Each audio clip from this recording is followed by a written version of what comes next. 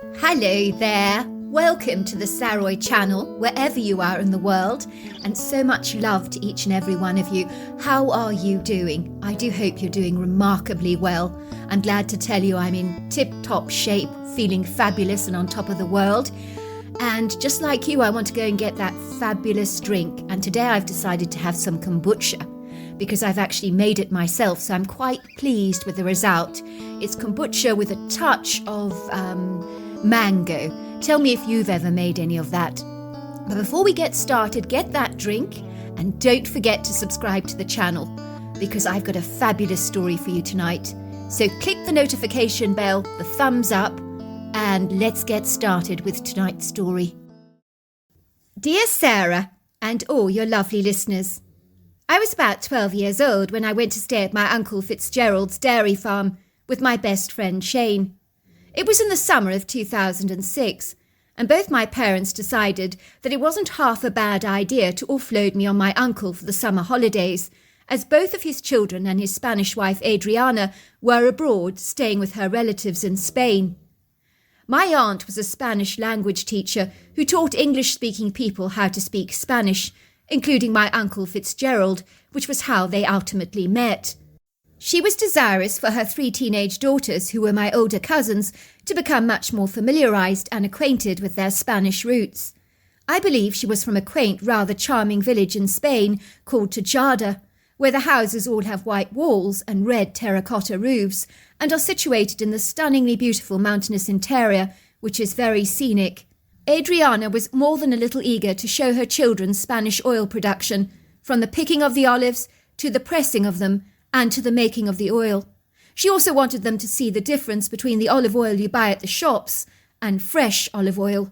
She wanted their grandmother to teach them how to cook paella, gazpacho and tortellini, and possibly learn to speak a little Spanish in the process.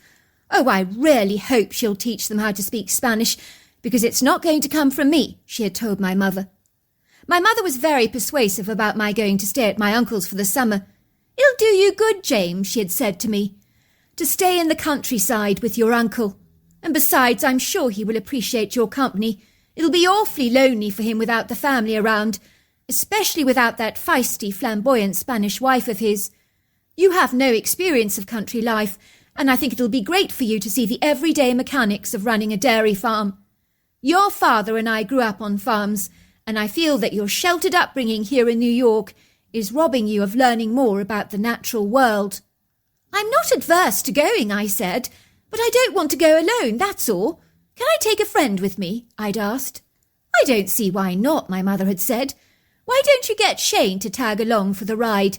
I'll pay for both of your plane tickets to Idaho, along with taxi rides to your uncle's farm. I know you're going to enjoy yourself so much, but not too much, please, because I don't want to have to drag you back from his farm to New York, kicking and screaming." "Oh, Mum, stop exaggerating," I laughed. "I doubt I'm going to enjoy myself that much. I mean, let's face it, how much is there to do in the countryside anyway? Not much, I imagine." "Idaho," said Shane, his eyes lighting up excitedly when I invited him to join me to stay on my uncle's farm. "Mum says it's 35 hours drive in a car from New York to Idaho. That's a long time. And it only takes 3 hours to get there by plane," he told me. "I can't wait to go. I've never spent time on a working farm before, and Mum says there are lots and lots of farms out in Idaho. I think it's going to be so much fun." I will never forget the taxi drive to my Uncle Fitzgerald's farm. It's strange, I know, but there's some things that are etched on your memory for a lifetime. Shane had his nose pinned to the window on the right-hand side of the taxi and was smudging the window with dirty white marks, while mine was pinned to the left. We drove past emerald green idyllic countryside, timbered mountains, jagged peaks, V-shaped valleys, prairies and fields strewn with bright yellow sunflowers, or pale blue flax flowers, or the orange and red safflowers, which are thistle, high-branched, herbaceous plants. All was breathtakingly beautiful, as nothing is more beguiling and bedazzling than endless fields of flowers. There were also pastoral meadows filled with grazing cows, horses or sheep. It was indeed a far cry from New York City, for Shane and I were much more accustomed and well acquainted with the heavy traffic, beeping taxi horns, hundreds of people hurriedly rushing to work for the daily commute, and a city bustling with activity on a daily basis. Even at night, despite the fact that my family lived in a double-storey detached home along the Hudson River that was supposed to afford us some peace and quiet along the waterfront, it was invariably always busy. It didn't matter what time of the day or night it actually was, I would always hear the murmur of voices or someone's background music blaring loudly in the distance. I only had to glance out of our apartment window to see some kind of activity going on in the street below, for it would seem that New York never ever slept. There was always so much going on. I could feel my heart beating excitedly as the taxi drove past an open expanse of rolling emerald green countryside. We took a swift turning to the right and drove through a cattle gate, signposted the Fitzgerald Dairy. We drove through a very smooth, long driveway, past pastures filled with free-range black and white dairy cows. I only had faint, rather vague memories of my Uncle Fitzgerald, who I'd only seen when I was 9 years old, and that seemed like a long time ago for me. He came dashing out of the stylized front door of their attractive colonial revival farmhouse with its stunning whitewashed walls and contrasting red roof that was lined with terracotta tiles and possessed very prominent stylized arched windows. I could see the house was aligned with pretty curves and arches, giving it a quintessential Mediterranean touch, which must be due to the influences of his dynamic Spanish wife, and it certainly made you feel as if you were on holiday in the Mediterranean. My Uncle Fitzgerald greeted us with a broad beam on his face, and I knew at once that I liked him a lot. My uncle was slender and about 6'3", with a receding hairline and the brightest blue eyes I've ever seen. He ran towards the taxi and embraced Shane and I with big, warm, affectionate hugs, and there was no formality in his open friendliness towards us, and I got the distinct impression he was exceedingly happy to have us around. "Welcome to Idaho, James. Oh, how good it is to see you again. It's been an awfully long time since I last saw you. And goodness, haven't you grown up a lot since then?" "Well, that's not surprising. Last time I saw you, I was only 9. "Well, then that explains a great deal," he said. "Oh, and this must be your friend Shane." "That's right," said Shane, smiling warmly at my uncle. "I'm James's friend." "Well, I'm so glad you both were able to come, because the house was awfully lonesome without you both, as my wife and children are sunning themselves in Spain. But don't you worry a brass farthing, kids, because we are going to have a far better holiday than they are. Is that a deal?" "Deal," I said, giving my uncle the high five. "I've never been on a dairy farm before, sir," said Shane. "Is this place really all yours? It's awfully big." "This is all mine," said my uncle, pulling out our suitcases from the trunk of the taxi and bustling us into the cosy kitchen while he took our cases to the top-floor bedroom. There was an elderly lady with white hair and a jolly disposition, washing dishes at the sink, and she welcomed us with a warm, friendly smile. "Welcome, kid," she said, smiling at us. "I'm so relieved you've come. And we finally have some young blood back in the house again. I've been beginning to suffer from that empty nest syndrome. It's been awfully dull without Madam and her 3 rambunctious kids here in the house." My uncle returned to the kitchen. "This is our housekeeper, Dotty," he told us. "She keeps things in apple pie order and does all the delicious cooking around here. I don't know how we would manage without her. If you boys get hungry at any time, ask Dotty here to rustle you something up, because she's a sensational cook." "Thank you, Fitzgerald," said Dotty, smiling. "I don't always get compliments from the horse's mouth like this," she teased. Before long, my uncle was taking us on a trip around his farm on the back of our very own terrain quad bikes that were really fun to navigate around the countryside. We were able to learn all about the workings of the farm and were introduced to many of his employees who eyed us with a wary reticence and sceptical interest.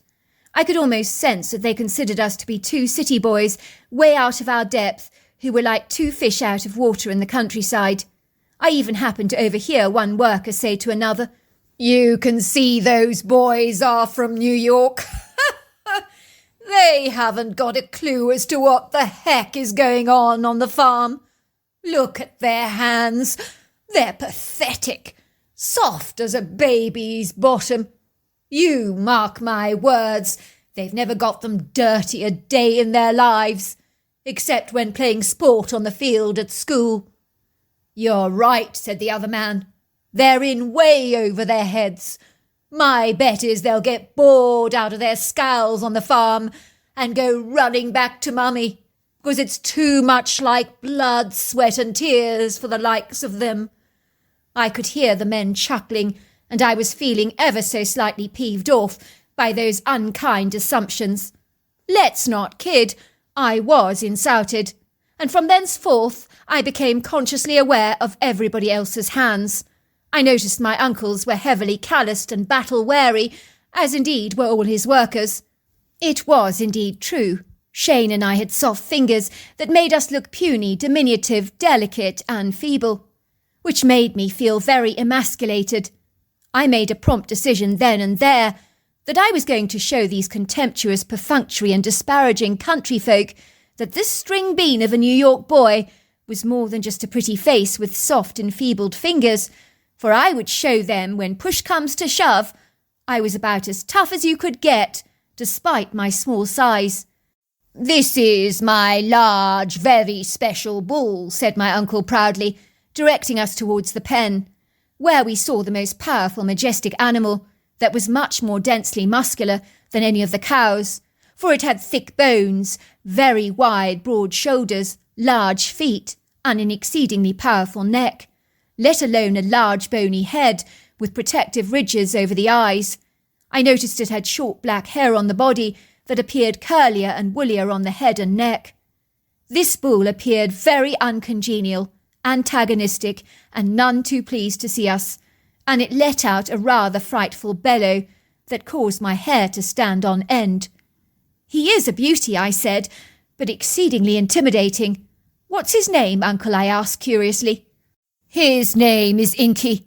He's a great masculine specimen, based on his size and his hefty shoulders. You can always tell a good bull by the size of their shoulders. The larger, the more impressive. But you do need to be wary of him, because he is very aggressive. Make sure you never go out into that field over there. You see the one there with the white-poled fencing? The one that's adjacent to the wood green? Well, when he goes out there grazing, he could easily charge you, and a charging bull could make light work of slowing down a young men like yourselves, turning you both into beef burgers. Look at the size of him. He's a colossal, very impressive creature." "How much do you think he weighs?" I asked curiously.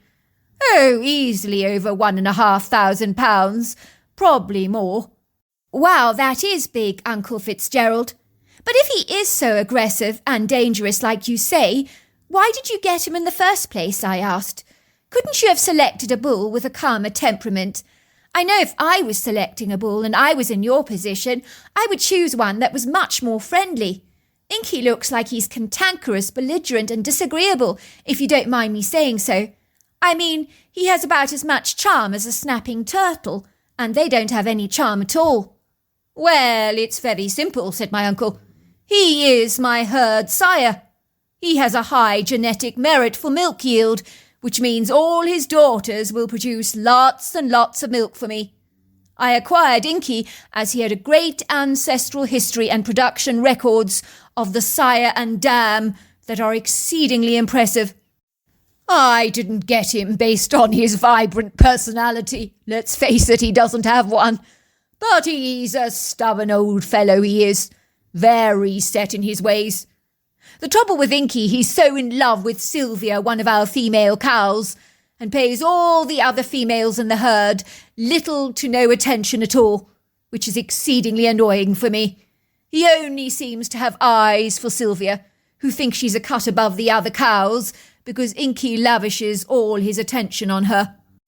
I end up having to artificially inseminate my own cows with Inky's sperm, because that's how difficult he is." "Well, maybe he's monogamous," I joked, "and doesn't want to be unfaithful to Sylvia." "Well, you could be right there, son," laughed my uncle. "Now I'm going to get you to taste real milk. Not the dreadful pasteurized stuff you get from the supermarket," he said, leading us back to the farmhouse into the kitchen, where Dotty was bustling around on a range cooker, and delicious aromas were permeating the air, causing my stomach to rumble with hunger. "Oh, it smells so good in here," said my uncle. "What's on the menu, Dotty?" "Well, I decided to make macaroni and cheese, along with burger patties and tomato sauce, followed by lemon pudding with homemade vanilla ice cream. I wanted the children to taste our milk products and to see how creamy our produce really is." "My thoughts exactly," said my uncle, taking a glass jug of milk from the refrigerator and pouring some chocolate powder in it and sugar to taste. He poured us large glasses of creamy cold chocolate and handed one to me and one to Shane. "Taste that," he said, "and tell me what you think." "Oh, my word," I said, looking agog, as I glugged down the glass of chocolate milk, which left a moustache on my face. "This is the most delicious creamy milk I've ever tasted in my life. It's so different to what you get at the store." "I'm very glad you can see the difference," said my uncle, smiling with delight. He was clearly very proud of his dairy. Over the next couple of weeks, Shane and I had the most marvellous time at the dairy and helped around doing all kinds of things like giving the calves milk and assisting in the machine milking. My uncle gave us lessons on how to hand milk a cow, and it was quite an exhilarating experience for the both of us. Shane and I would enjoy interacting with the cows, who were curious and interested in us. I did encounter Sylvia, who had a very high opinion of herself and knew that the feisty bull Inky could not keep his eyes off her, which had made her become rather conceited and very full of herself. I did try to make friends with Inky the bull, but he remained fractious, petulant and captious as ever, and he regarded my friendship as more of a challenge, almost as if I was like a red flag to him. So I decided not to expend any more energy or time on him, although I did express my disappointment to Shane that he was not more of a likeable fellow. "You're funny," said Shane. "Why would you want to be friends with a bull anyway?" "Well, let's face it, he is rather spectacular looking," I said. "If you say so," laughed Shane. In our spare time, Shane and I would ride the family quad bikes over the countryside, and it was great fun. We also enjoyed visiting the wood green and fishing at the stream in the heart of the woods, where we caught sturgeon, catfish and trout, as one thing I can say is we were both accomplished fishermen, as I'd learnt to fish in the muddy waters of the Hudson River at Piermont Point with the help of my father. Once I actually caught a dogfish shark that we had to throw back into the water, as they can't survive in fresh water for very long. One day Shane and I decided to take a quick shortcut through the field towards the wood green, as we wanted to scout for other fishing spots around the stream. I had completely forgotten my uncle's warning that Inky was sometimes put into the pasture there to graze. I think we'd overlooked the possibility that he might be there in the field. It hadn't even crossed our mind. So we ventured out into the field, talking happily together, when all of a sudden Inky came hurtling towards us at one hell of a speed, and he was charging us furiously like a bull in a ring, and was headed directly towards me, and was in one hell of a stroppy mood, and it would seem that I had become his red flag. In seconds I literally knew I was dead. No one can ever survive a charge like this from a bull. I began to sprint as fast as I possibly could from the rampaging bull. Both Shane and I were quite literally screaming at the top of our lungs, and the adrenaline was surging through our bodies at an alarming rate. I do not believe I have ever known fear like that before. It happened so quickly and so fast. All of a sudden, I just heard this very, very loud, sizable thump, like something monstrously huge being hurled onto the ground with a forceful thud. I glanced around and stopped running, for I couldn't believe what I was beholding. Standing there yards away from me was this incredibly Herculean, massive 10-foot-tall creature who had quite literally saved our lives, for she had flung Inky to the ground so hard in a commanding and potent force, so much so that his head had been torn apart from his body and was now lying decapitated. The creature was female. She had small breasts and looked so human, with the exception of the shape of her head and shoulders that bore an uncanny, remarkable resemblance to the silverback gorilla. Her body was shaped like that of a bodybuilder, covered in long, flowing, golden brown hair, with a very powerful upper torso that was dense with muscle, long, lean, overlong arms like a primate, and very powerful, lean legs. It was evident that she had come to our rescue to save us, for it had taken nothing for her to kill this bull, who was so much heavier than she was, for I would guess she was only 900 pounds, or even less, and she was 4 feet across the shoulder area, but she had a strength that was mind-blowing, and Shane had seen her pick up the bull in his arms before tossing him to the ground. The creature's face was so human, and the skin leathery and dark. She had a sloped forehead that was very, very furrowed, and looked at Shane and I with such a maternal expression that was so protective, nurturing and loving. It was like her deep-set eyes were saying to us, "Are the two of you going to be all right?" We watched in wondrous awe as this majestic, lofty and incredible creature pulled off 2 back legs from Inky, possibly to eat, as what was the point of wasting quality beef? She threw them over her shoulders and glided away with such a seamless grace. "Did you see that?" said Shane, looking agog. "That creature, whatever it was, she saved our lives." Moments later, my uncle was out on the field. He had heard our screams, and he was so relieved to see that we were both alive, for he was certain we were dead, and was so out of breath it took him a while to calm down, because he was pretty much hyperventilating. "Oh, I had the most terrible visions of having to tell your mother that Inky had killed you," he said. "I never expected to find Inky dead. This is extraordinary. What the hell happened here?" he said, studying Inky's body in astonishment. "I'm sorry, Uncle Fitzgerald," I said. "I forgot that Inky would be in the field." "Don't be sorry, son. I'm just relieved you're not harmed, but I am very befuddled as to what has happened out here. How does a bull like this get torn to shreds like this?" Shane and I tried to explain to my uncle exactly what had happened, and he was very surprised by what we were telling him. "It is very strange that you say a creature that fit that description came to your rescue. For when your cousin was a young girl, she fell into our pond, and your aunt and I thought she was dead. We looked for her everywhere, and then we found her naked little body running towards us, telling us that she had fallen in, but a great big bear had rescued her. As you can imagine, we couldn't make sense of that, because bears aren't inclined to rescue little children. I thought that she was talking off her head, but that happened many years ago, and it seems to me that that same creature that rescued her rescued you today. It does make me feel like we have a very astute babysitter on our land, and I'm very grateful to the creature indeed for saving your lives." The following day my uncle took us to an auction where several bulls were going to be on show, and I asked my uncle if I could choose the bull that he would finally select to replace Inky. "Very well," said my uncle, "but only if he has a high genetic merit for a good milk yield."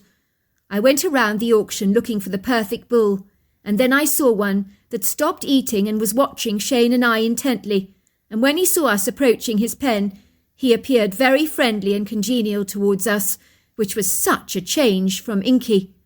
"Why is he so nice compared to the other bulls?" I asked the farmhand. "I mean, he's genuinely interested and curious in us." "Well, it's a long story.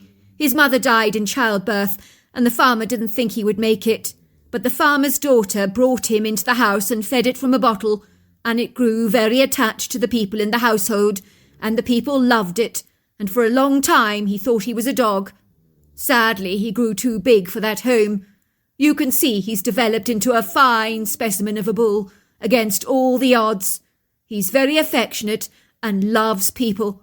The family didn't want to sell him at all, but they've moved to Canada, and so they didn't have much choice in the matter. But he easily outrivals the bulls here on show today." I could see that the bull was studying us with friendly eyes, and without thinking I went over to stroke him, and he began rubbing his head against my hand affectionately, and I was rather smitten. "Oh dear," said my uncle, approaching me with a big grin on his face. "I assume this is the one you want me to buy. The only issue is whether he has a good genetic history for a quality milk yield. That's what concerns me." The farmhand overheard. "Oh yes, he does, sir. Excellent, as it happens." To cut a long story short, we brought that bull back home, and my uncle told me that the bull was the very best bull that he has ever owned, and we called him Midnight Magic, as he followed us around the farm like a dog, and was always gentle, docile, and friendly. He put Sylvia in her place because he didn't languish all his attention on her. Midnight Magic was rather fond of all the cows in the herd, and was a proud father to generations of quality daughters that produced an abundance of milk, and he sired some of my uncle's very best cows. All these years later, I think of my time spent on my uncle's farm with the fondest and most cherished of memories. And now I know the creature we encountered that day that saved us from Inky was called Bigfoot, Sasquatch and Yeti. And for those of you that have children, if you have a Bigfoot babysitting them, let me assure you they are safer than they are with you. I know this to be the truth, for I saw with my very own eyes how protective that mother Bigfoot was over us. Of course, I'm sure that Bigfoots vary in their personalities like people, but if you have a good one on your property, you have a treasure, and you're very safe indeed. So there you are. That's my story. What a fabulous story. If you enjoyed it, don't forget to subscribe to the channel. Until next time, goodbye and good night.